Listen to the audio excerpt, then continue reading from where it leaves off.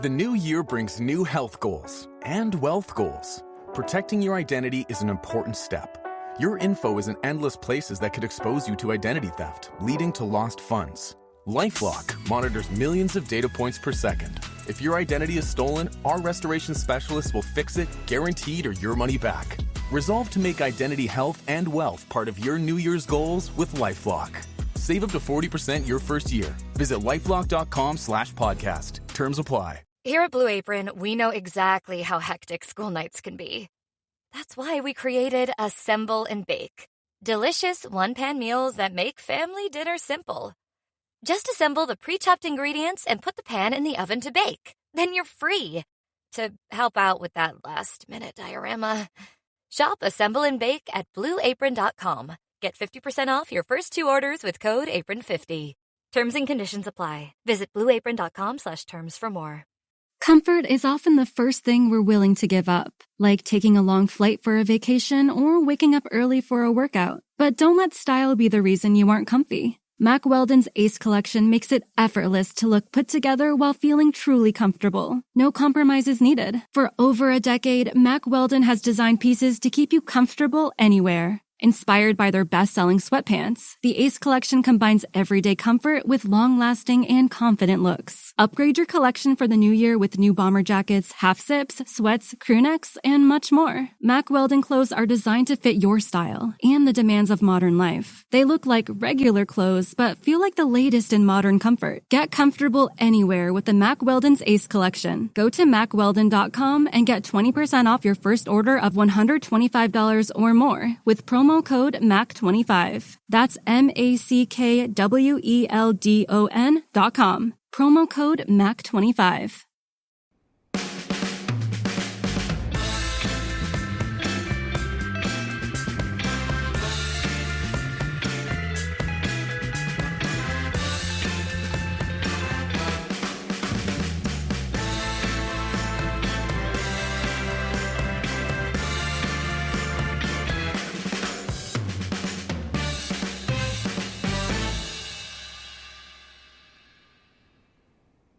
All right, I'm here with Tom. We're going to do the season preview, which is a tradition over here. I think the first one you've done with us, Tom.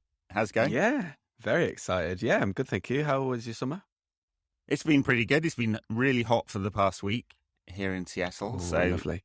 Mid-30s. It's cooled off now, which is great. So I was back in the UK for a little bit, flying visit, running around everywhere.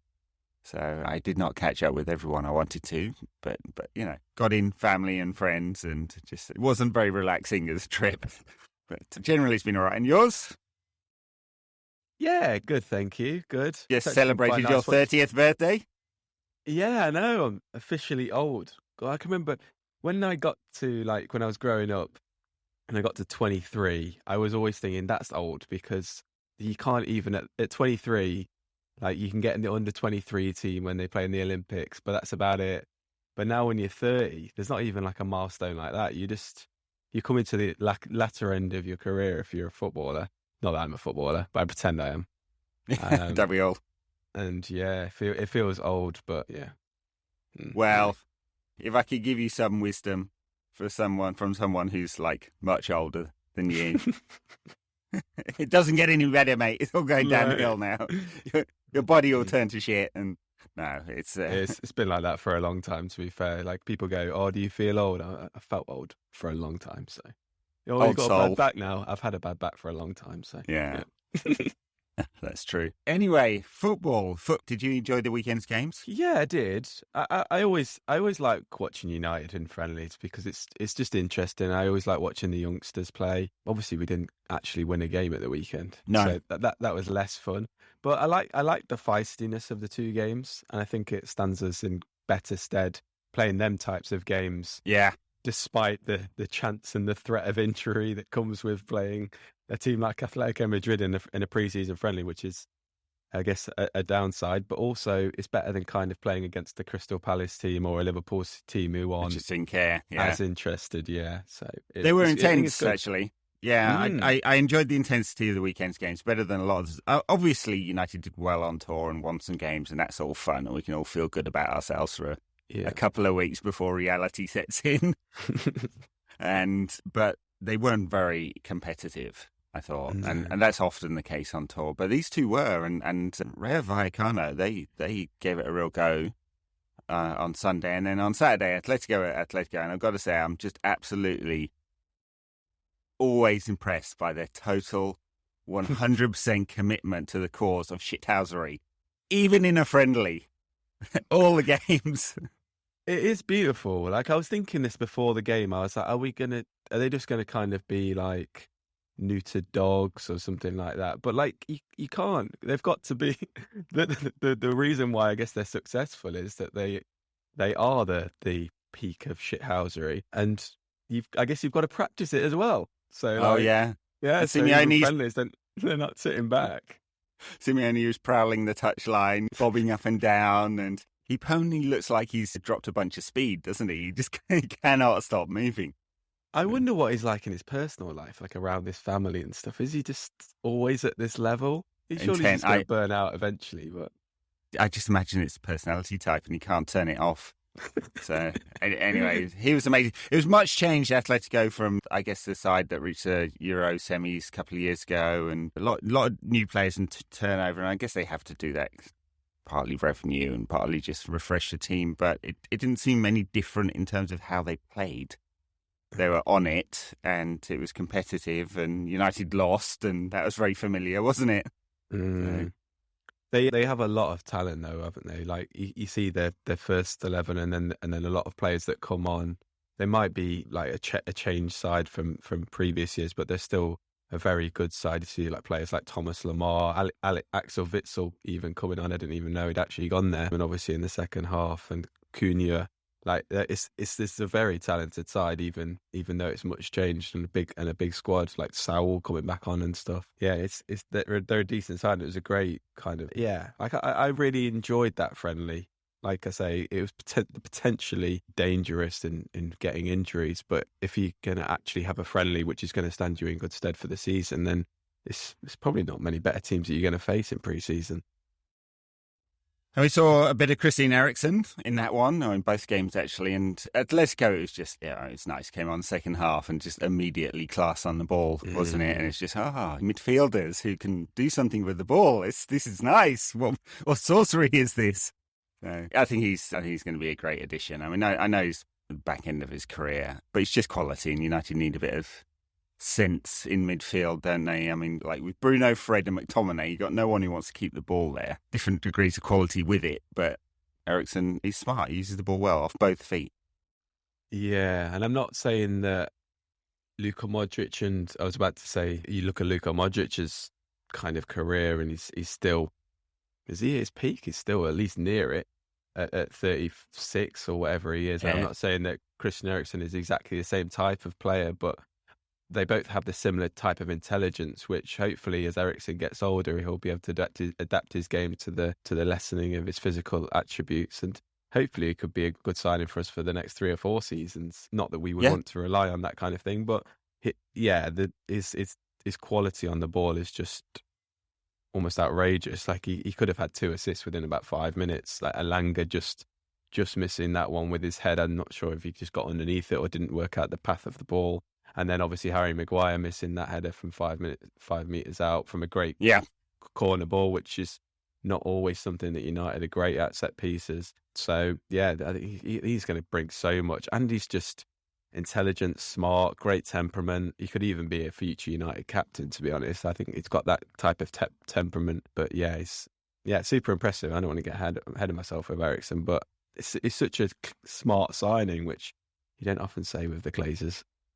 Well, no, true. I mean, in a sense, if it's a pattern, because United have brought in quite a lot of aging players, either on frees or close to it. But this one feels different, and I think you're right. His career could last quite a long time, and I do wonder where he'll play this season. He played at 10 against Rayo Vallecano, but he came on sort of wider position against Atletico, and I wonder whether he'll actually play more of an 8.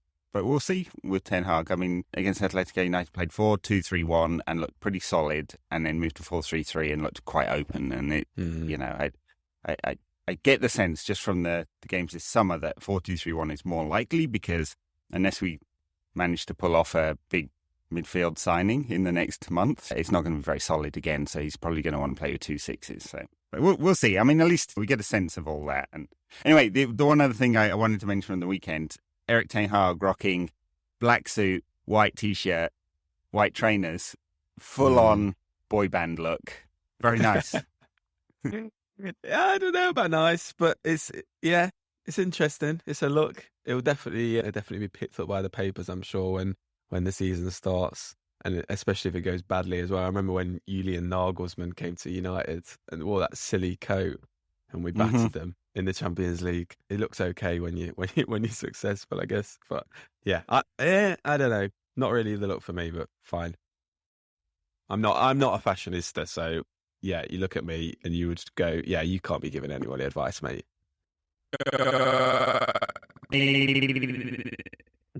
In my style for as long as I can remember. So, all the classics. Anyway, season ahead. I mean, it's got I don't know how to rate this United side at the moment. It's obviously short, isn't it? Nothing's changed in midfield except Paul Pogba's left and Jesse Lingard has left. And so we have, and Nemanja Vidic and Juan Mata, right? So there's 4 midfielders have left there. None have come in. Bit of a problem, that one. So don't know if we saw, did you see anything on tour that suggested that Garner, who barely played because he was injured, or Hannibal or Savage or Zidane Iqbal can fill in those gaps? I mean, because they're going to have to, because McFred's not going to last the whole season, is it? I know, like, when you were just talking about where's Eriksen going to play, it made me, it's kind of a thought pattern that's been going through my head. I'm like, and when people say, oh, where do you think Eriksen will play? I think basically wherever we need him, because we're kind of short up top, we're short in front of the defence. It's like, it's going to be very difficult for him to probably find a place, because he's going to be kind of played wherever we need him. And like you say, like we saw a little bit. I mean, Zidane Iqbal, I think, was one of the highlights of the tour for me. I thought he was awesome, but he's very young with next to no, about one game of actual senior professional football, right? Like a minute in that young boys game. He's not had a loan or anything. Like, I thought he was more impressive than what we saw of Garner, but we didn't see much of Garner, and I wasn't particularly impressed with Garner against Vallecano.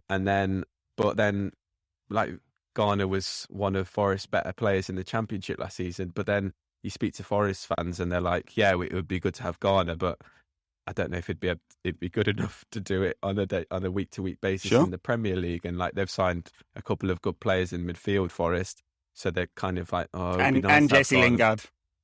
Exactly. Yeah. Sorry. Oh, poor Jesse. And they've been through enough at United. And so you kind of look at that and you're like, are we going to be relying on someone like that? Which we're kind of going to be. Like, we can't really let Garner go at this moment in time, because you need the numbers. We need the numbers. And then you're not going to bring in Charlie Savage, surely. Hannibal. It looks raw still, yeah. Really raw, yeah. And also absolutely mad. What was that? I think it was Aston Villa, that game where he came on for about 15 minutes and just kicked everyone. Even Ashley Young, who I think he gave him a kicking back as well. So yeah, that midfield is a problem. Obviously, I think people talked about Martinez maybe playing in that midfield, but surely you're not going to find a centre mid just to play him out of position. Phil Jones, is it time to bring him back in defensive midfield? We didn't mention he's still there. He is still there. Actually, amongst the 18 departures for United this summer, two Henderson and Alvaro Fernandez on loan, and the others freebies. A lot of those are what you consider youth players, I guess, but some big names there, right? So Cavani, Mata, Pogba, Lingard, Pereira, like, are all, in the recent past, first teamers, right? So there's a lot of depth of squad has left there, and it was right. A lot of them had to go, and United need to refresh for sure, but not much has come in. And we haven't mentioned Donny van der Beek, who's played a fair bit. Yeah, we just forget him because he's totally anonymous, even in pre-season games. 5 Yeah. touches of the ball. No, not really, but yeah.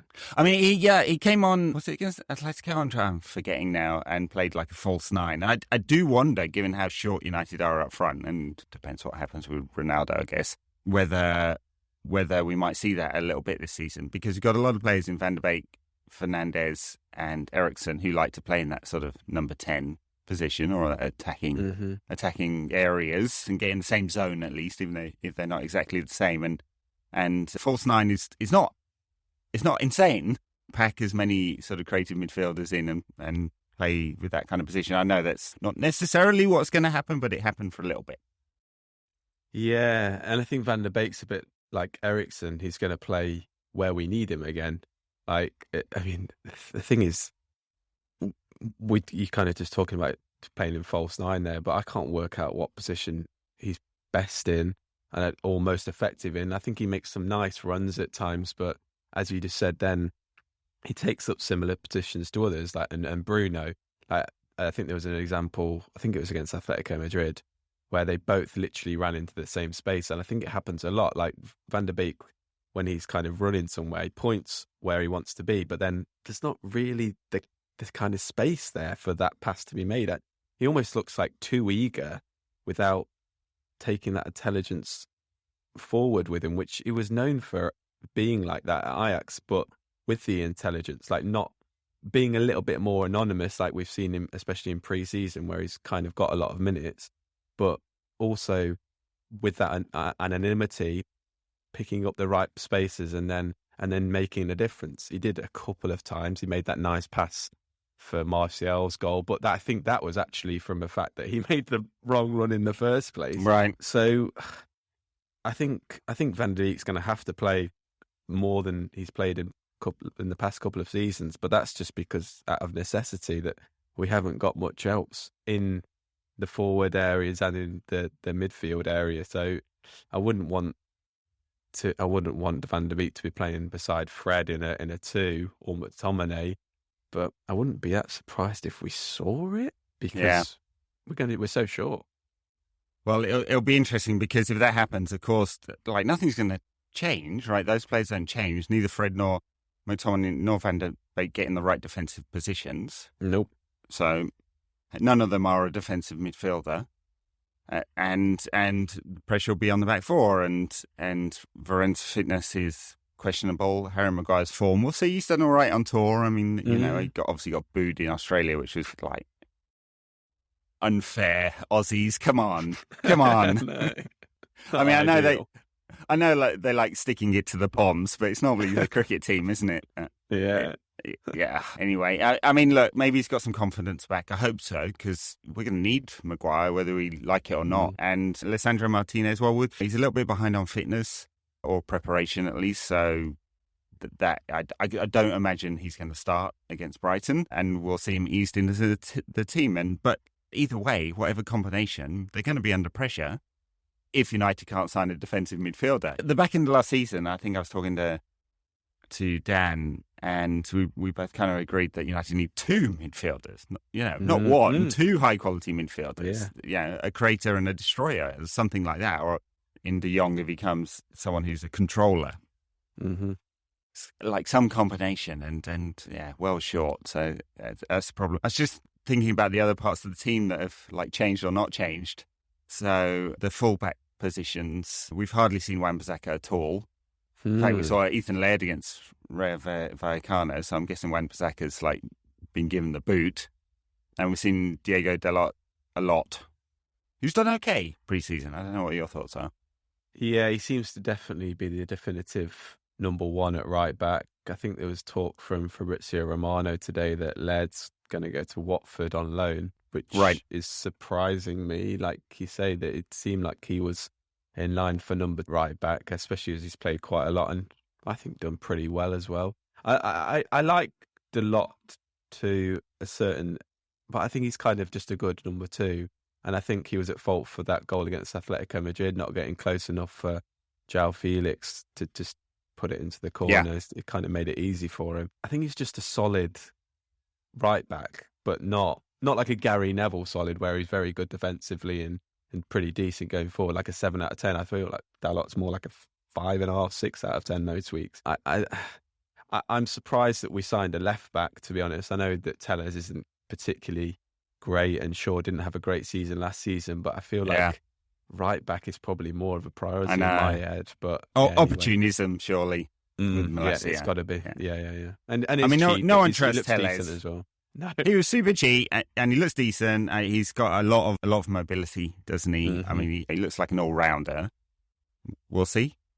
I mean, Luke Shaw, a couple of niggly injuries over the summer as well. So if that's creeping back in, then Malacia is going to have a chance to claim that spot. It's definitely not Tellez. I mean, Tellez played at centre back one of the games, didn't he? So defensive mid. I think one game. Yeah, as well. I can't see anyone trusting him, and maybe they'll find an option for him to leave. You know, he didn't spend a lot of money on him. He's 2 years into that contract, so it's they don't need £10 million, and that would cover the amortization on that transfer fee. So it's all fine. So, and then we talked about midfield, talked about Eriksen. Who's the other incoming? I forget now. Did we have anyone else? We must have done. Malacia, Eriksen, Martinez. That's it. Yeah. That's it. I mean, That's Martial coming back as well. Martial's been really good in pre-season. Like a new signing. He actually has kind of felt like that because he was so bad before he went to Sevilla. It's kind of like he was a different player, and hopefully we get that with a few players this season, like Rashford, like, to be very cliche as well, like could be like a new signing because he did. And I love the little lollipops he did. I think it was against Atletico Madrid and beat a man and had a shot like just past the post.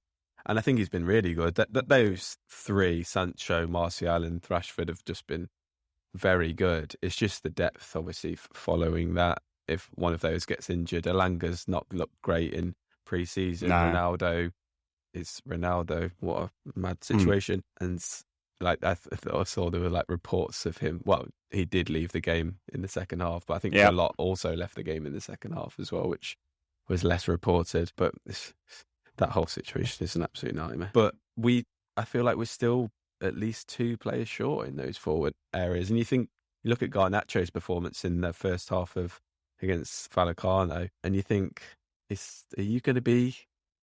It's going to get minutes. Yeah. I don't know. I mean, he's way too good for under-23s football. He was way too good for the academy, and he looks mature enough already. His decision-making, the fact that he's just the confidence to take a man on every time, coming in off that left, cutting in to shoot. I mean, he looks really hungry. He looks like he wants it. He's got a swagger about him. He just feels ready already. So I think Ten Hag will have looked at him in pre-season and gone, he's worth having. And he'll get some minutes, especially in Euro games, Cup games, the odd Premier League game here and there. Mm-hmm. Yeah, makes sense to have him as like an alternate coming off that left, especially if Sancho plays off the right, which he has done a lot in pre-season. So, I mean, he floats. Him, Rashford and Martial was very dynamic. You know, and you wonder about the flakiness of Rashford and Martial, of course, and the injury proneness. But with Sancho coming back so strongly and just looking like he fits in the system and understands the system, which he should do, really. Yep. Because it's very similar to Dortmund. Mm-hmm. So that looks good. The depth is a problem. Greenwood's not coming back anytime soon, or if ever, or never, if you have taken a view on what you heard. And Ronaldo, well, I got just like personal feeling. I can't wait for him to go. I thought it was amoral for the club to bring him back in the first place, given what we've all read. And I think he was net negative in the team, even though he scored those goals. He's very disruptive, and he's been completely disruptive this summer, even if his reason for taking some time off may have been fairly genuine. At least one story I'd heard or been told. Don't know, but you know, he's taken a month off. He's 4 weeks behind everyone. And he's tweeting during the middle of, or Instagramming during the middle of United's game against Villa, going on about the king coming back, please, and then leaving the game early, even if that was okay. I mean, I don't know whether it was okay. No one's there to say anything, I don't think. But it's like, if I was Ten Hag, I couldn't wait to get rid of him. Just the politics around him. It's just like just so risky for the manager. And you just feel like it's the club's marketing department looking at those hundreds of millions of social media followers and going, yeah, we quite like that reach because we're a media company that happens to have a football team. Yeah.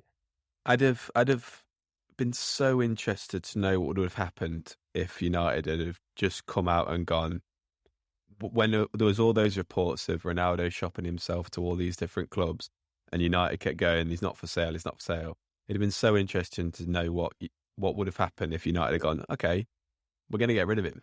Like, we don't want him anymore. He's surplus to requirements. Like, what would Ronaldo have done? Because I don't know where he ends up. You kind of look at all the possible options and you're thinking, I mean, the most realistic possibility, Sporting, maybe Bayern Munich. Like, I mean, Bayern Munich, I think Bayern said they didn't. They didn't want him. Yeah. And so where does he go?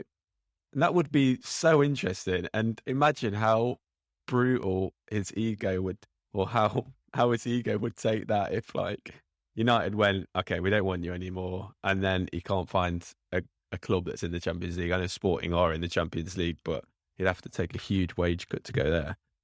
Yeah, I mean, the interesting thing is, I think the forces that play here, I mean, the most sensible decision would be a contract annulment, mutual termination of the contract on both sides. United save £30 million in wages and bonuses, and Ronaldo gets to go choose his next club. And of course, he has many more options if he's willing to take a pay cut because he doesn't need the money, and he's free. But they're the same forces that mean he's most likely to stay, I think, in a way. Or at least there's opposite forces saying he's going to stay. Why is he going to stay? Because United like the reach, the media reach. The club does. He's got hundreds of millions of social media followers, more than the club has. And that matters in terms of like the speak that United do on investor calls and packs they send to potential sponsors and so on. I mean, the fee doesn't matter because it was 12 million split over 5 years or whatever. Write that off already, so that bit's not important. But those are the pressures, and Ronaldo's got to save face. So what's the story? He had a personal issue. He had to take some time off. He's come back. He doesn't know what all these stories about. Of course he's staying. He loves the club. Blah, blah, blah, fucking blah. So it's grim. And it's just such a nightmare as well, because he's not someone who's just gonna chip in, come off the bench, do a job, work hard, and he doesn't get the Ten Hag system because he's played 45 minutes of it. He's not been in training. It's impossible. No. He cannot play in Ten Hag's system with a high press. He just can't. He can't. And I know we went on about this like almost every week, didn't we? Talking about the press at United, but it's pretty much how every major team plays. Not Real Madrid, European champions, but like everyone else. And it's a way of getting the ball back quickly, which is really important for a United side that doesn't have a defensive midfielder, right? Yeah. The next screen is gone. So I can't see it. I mean, I'm sounding like Jonathan Wilson here, but it makes no sense whatsoever. And Ten Hag must be thinking exactly the same thing. Of course he is. A penny for his thoughts. Like, what is he thinking right now? Like, I'd be having nightmares if I was him. Like, like thinking, how the hell am I going to fit this man into my structure? Because he's going to need to be.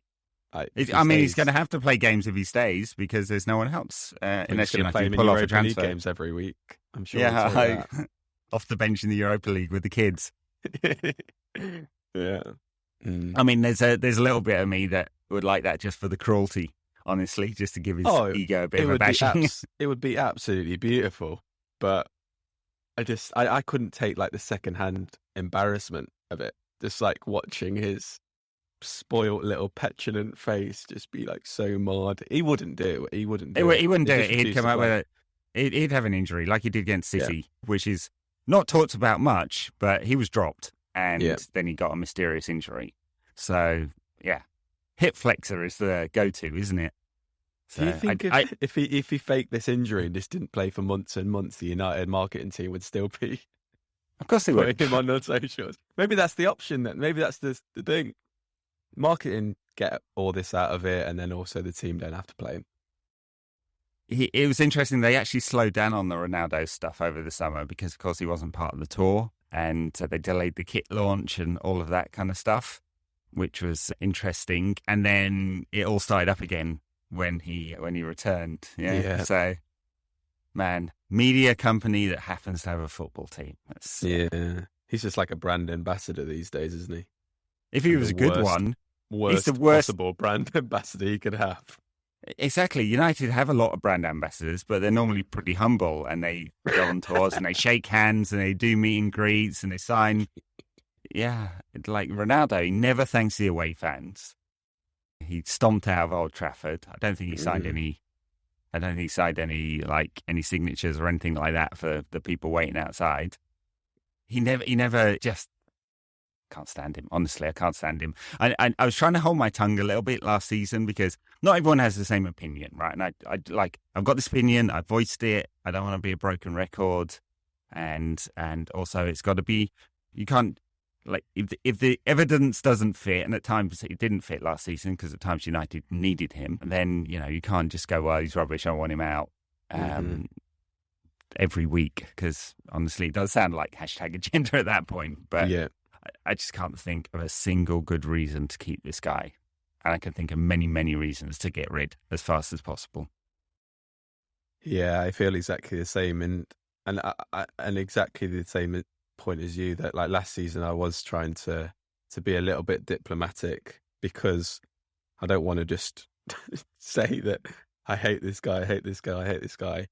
Because I do know and do respect other people's opinions when it comes to, but this summer has completely just made me, lose all will to be able to take in any other opinion apart from that he's an absolute toxic waste of space.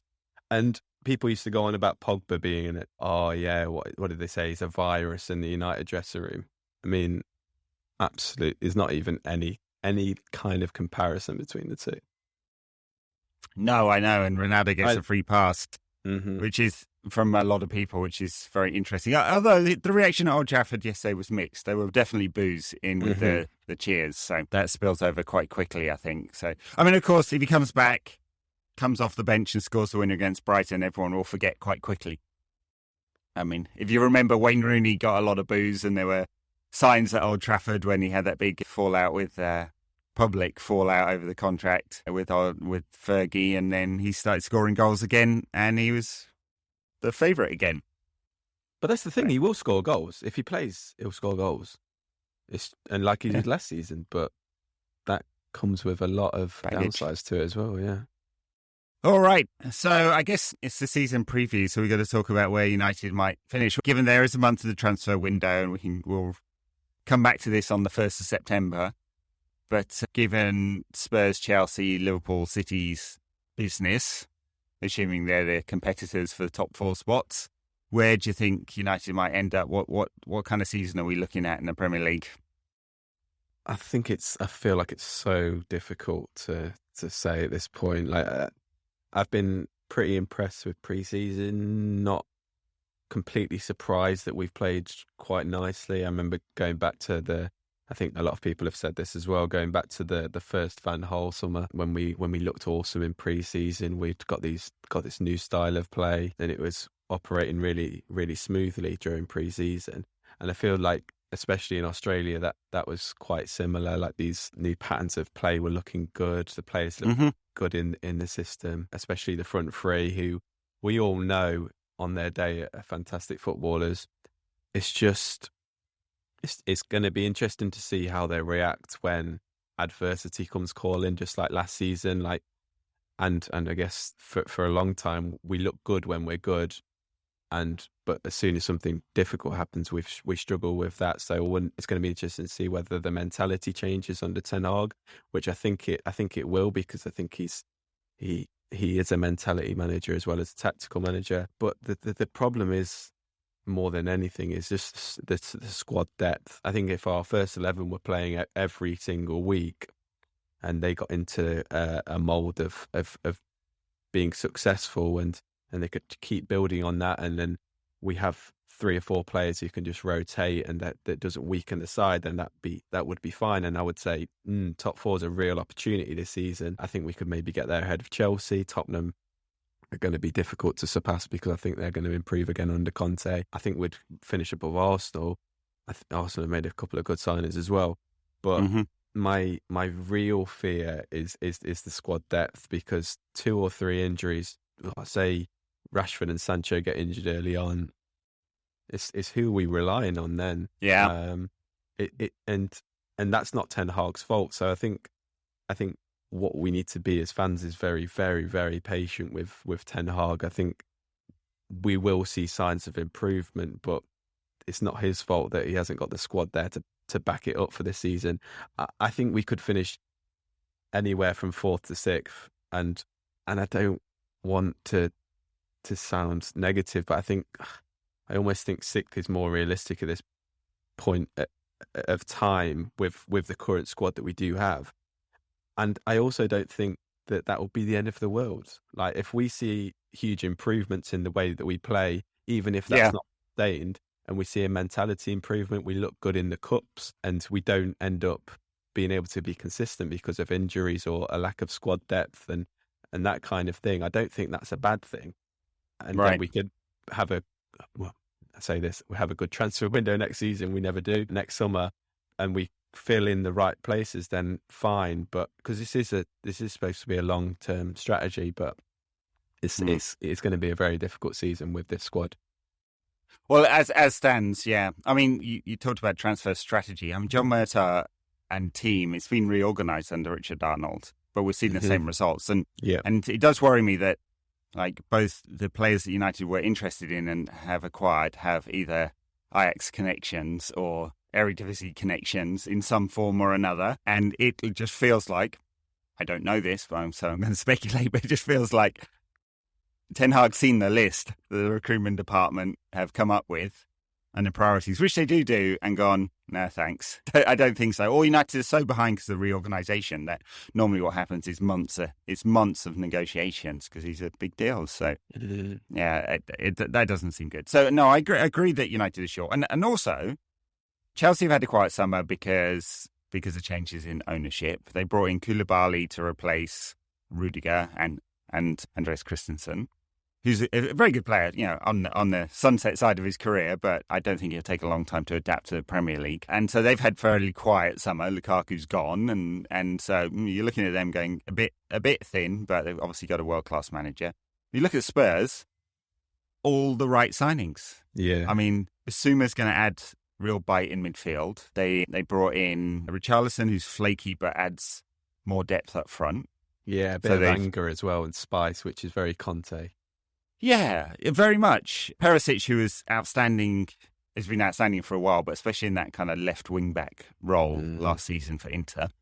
He's older, but immediate impact. He's just such a smart player as well. And Jed Spence, who's been excellent in the Championship. Conte talked about him, said he was one the club wanted, but they've been flaky at right back for a while, Spurs, so you wonder whether he might force his way into the team. So it looks like they've done good business, Spurs. Their owners did what United won't and injected some capital. Obviously, Conte's gone, look, we've got a chance here, and they'll be in the Champions League and they'll be pushing. I wonder whether they won't overtake Chelsea. And then Arsenal done loads of business, and it looks good for them. And Gabriel Jesus, I know he's flaky as well, but he'll play through the middle. It's more like an Arsenal player because Arsenal, although it's Arteta, do play defensively and then on the break. Yeah, Zinchenko sounds like he wants to play midfield as he does for Ukraine. Some more spice in there, so he's going to be a good signing. Who else did they sign? Arsenal, Vieira, yeah. Yeah, so probably I don't know much about him, but decent amount of money they spent on him. So they've done some business in areas of the pitch they needed to. So they look stronger for sure. And they went through a stage where they looked pretty good during the middle of the season. And I think they struggled again with squad depth, and they've added to that. Like, I think Gabriel Jesus and Zinchenko are types of players when they play for City, they were pretty good for City, but sometimes they stand out of not being quite up to the rest of the team because the rest of the team is so good. But I think for someone like Arsenal, they're very good signings. I think either of them would have been good for United. Like Jesus would have been a great option in that top four. Not to say that City would have ever sold to us in the first place, but I'm just saying, like, comparatively, they would have been good signings for United. Like you say, with Tottenham, it's almost like whoever they have in their team, because they've got Conte, it makes me think that they're going to be good anyway, because I rate Conte so highly. But they do have a very, very good side, like Son and Kane, we all know are amazing. And they're putting the pieces together around the rest of the team to make them more Conte-like. And yeah, they're going to... I'd be very, very surprised if they didn't finish top four. I think the only reason that wouldn't happen is that Conte implodes and ends up leaving halfway through the season or something, which I guess is possible, but doesn't actually happen that often. He's not as combustible as Mourinho, which some people portray him to be. And yeah, I think Chelsea, like you say, are maybe the weak link, but like, I mean, Tuchel towards the end of last season seemed to be getting itchy feet a little bit with the ownership situation. They haven't added too much. Raheem Sterling, is he going to be able to fit into that Chelsea team the way he did at City? Maybe. He's obviously very good, but potentially not. Koulibaly, will he adapt to Premier League? Maybe, maybe not. But yeah, they're going to be up there, aren't they? And it's just, yeah, can we bridge that gap? Which is kind looks of hard. Yeah, it does look hard, and I feel that I can't believe we're saying this to Man United again, but yeah, it's fine. So yeah, I agree. Somewhere between fourth and sixth, and I think more likely fifth or sixth. But below us, West Ham, Scaramucci's did okay in Serie A, but it doesn't look like a game changer. I'm saying that without loads of knowledge about the player, so it's probably really unfair. But he scored like 16 in 36 in Serie A, so he's a forward that they needed because Antonio's injured so often, but it doesn't look like they've moved leaps and bounds forward. So yeah, fifth or sixth is where I think United will finish. So I mean, I guess that leaves the cups, and to be revised if United suddenly do a madness and bring in 4 world-class players in the next month. Yeah, the cups, I guess, offer an opportunity. I mean, who knows with the FA Cup or the League Cup? I mean, maybe Ten Hag will take one of them seriously and try to go for it. So Europa League is interesting because the group stages are a real grind, but we should see some younger players. And then knockout stages, it's high quality generally. So, and it also might be our best route into Champions League football, which it feels a bit downbeat to say that, but it really could be. And I think Ten Hag will take it seriously. I think a lot of foreign coaches treat Europa League a lot more seriously than we do in England. And especially, like you say, the quality of that tournament has really progressed of late. I guess because maybe the quality of European football in general has progressed, and maybe there's more of a hunger for actual trophies these days. Well, I mean, we've seen under Ollie, we took it pretty seriously in that season when we ended up losing to Villarreal. And like you say, the group stage is a grind, but it's a good chance for our young players to get some minutes under their belt. Hopefully we get a relatively easy group where we can kind of progress without taking those players out of the first team for the Premier League games, because Thursday to Sunday isn't ideal. And like I say, we've got such a small squad, so to be able to rotate a lot in against teams like Lechia and Gdansk and stuff of Poland and that those types of teams, it would be ideal, and then concentrate on the Europa League later rounds. That would be perfect. I think Ten Hag will take it seriously, and I think we should. Like I say, it's a very good opportunity to get into the Champions League. Cups are always difficult, aren't they? Because there's just so many different tournaments that we have, and with such a threadbare squad, we could easily just go out to some Premier League side, because you're playing, you're rotating the squad too much. It's not like we're City where we can just change 11 players and we're not weakening ourselves that much. The FA Cup doesn't start, of course, until after the World Cup, and that's going to be disrupting the season. What the World Cup is, it'll be interesting to see how all the squads cope with that, because United have a lot of international players who'll be going, I guess. I mean, depends. Sancho and Rashford may or may not. Gareth Southgate seems to have decided not, but we've got 3 months of the season, so if they start the season hot, then maybe. Although, even when Sancho was playing really well at Dortmund, Gareth Southgate didn't like him because he likes It's Mason Mount for some weird reason.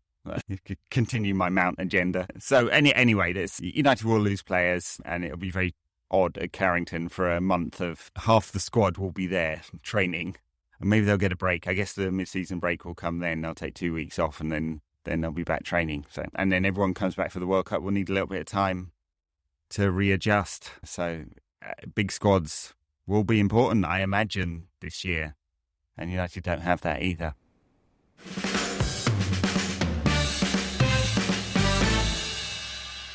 All right, Brighton at the weekend.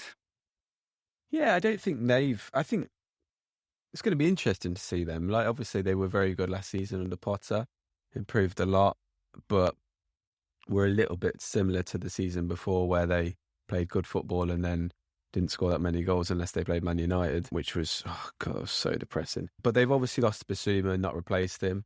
They've not made any. They don't look like they've made much. What, they signed a couple of players.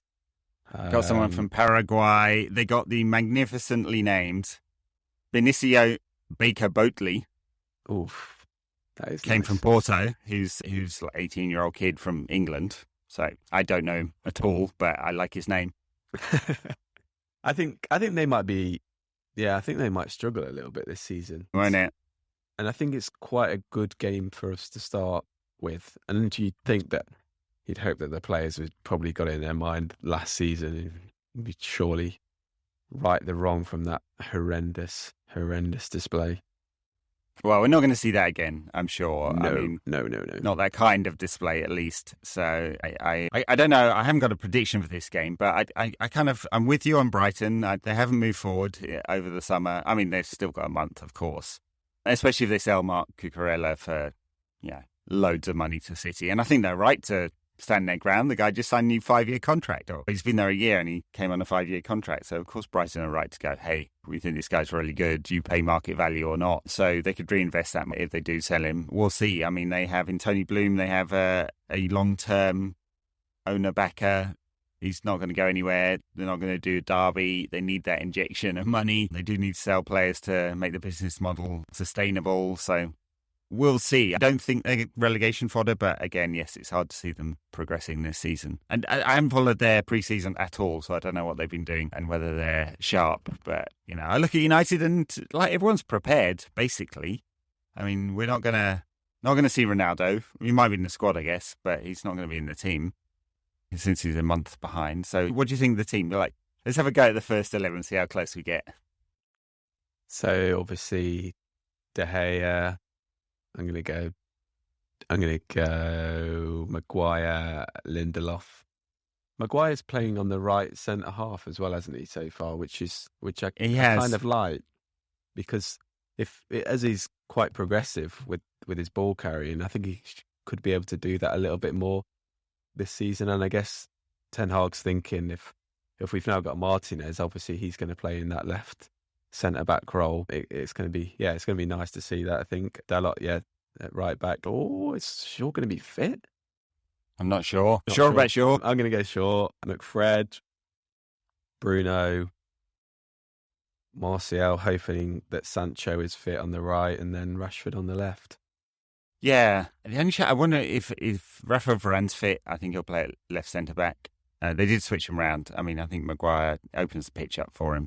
It's just better. So he could come in and, McFred in midfield. Assuming Fred's not suspended, right? I think they changed that rule and pre-season. I think it must red be. Cast. Yeah.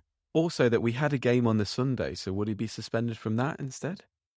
No idea. I don't think they that count rule every year, don't they?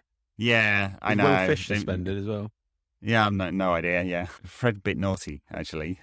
Both tackle and then stamp. Although I think the stamp was probably unlucky. Yeah, not meant. But yeah, McFred and then Rashford, Martial, Sancho up front seems to be Bruno. Seems to be the one. Yeah. So the two questions on left back and left centre back, I think. And if is Sancho going to be okay for next week? Well, that's true. What was his problem? Was he ill? So I can't remember what Ten Hag said about him. So assuming he's okay, I think, it's going to be Sancho. Otherwise, I mean, I don't know if we'll see Eriksen start because he's not had a lot of football this summer. So I think he's one for coming off the bench for a little while. And Ten Hag said that we'll see more and more of him as the season goes on. So, but yeah, I don't know what the other options are really. I mean, I guess Donny could play in some way and they could switch things around. Or in Elanga on the forward right. areas. Or Elanga could come into the right, but he hasn't looked that sharp in pre-season. No. So yeah, that's it. Prediction for the game? I'm going to go 2-1 United. I don't think it'll be I don't think it'll be entirely comfortable, and I'm sure we'll have a defensive ricket in us like every single week. But I think we'll win. Yeah. What about you? Yeah, I'm going to say 1-0 just because Brighton never score. That's true. So sneaky win. It's the early game on Sundays, isn't it? Because we're going to see a lot of Sunday football this season with the Europa League and all that. So yeah, Old Trafford full. I'm not sure if they've done much to Old Trafford over the summer. I think they were going to revamp the boxes, weren't they? Mm. So that's it. Classic. So, not seen anything from their master architects who are supposed to be giving us a plan for a total redesign of Old Trafford. Yeah, I actually forgot about that. Yeah. Lip servicing. Or knock it down and sell it to a shopping centre developer and move into the cricket ground or whatever the Glazers' genius plan might be. All right, backers, we're going to talk about the Premier League and European football and just make some predictions for the season. And yeah, be good to have backers content back. Everyone else, thanks for listening. Real pleasure to be back full time talking about actual football. And Tom, lovely to talk to you as always. Yeah, lovely to speak to you. All righty, see you everyone.